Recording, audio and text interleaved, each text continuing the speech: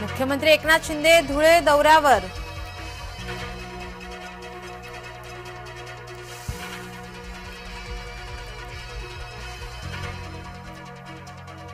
लाडकी बहीण योजनेचा करणार प्रचार. उपजिल्हा रुग्णालयाचे करणार भूमिपूजन.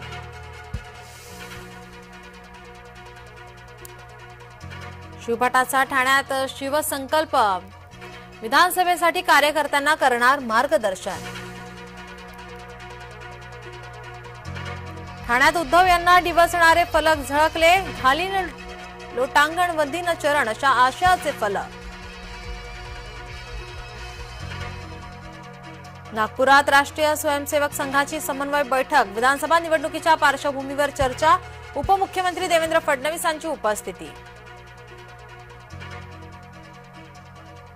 सुपारी आंदोलनामुळे राज व्यथित. राज काय बोलणार याकडे सर्वांचं लक्ष.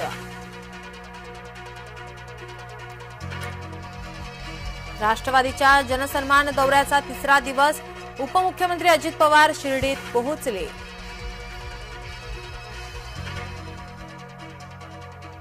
कुस्तीपटू अमन सेहरावतने जिंकलं कांस्य पदक. भारताने जिंकले 6वे पदक. ज्येष्ठ अभिनेते विजय कदम काळाच्या पडद्याआड. विजय कदम यांची कर्करोगाशी झुंज अपयशी.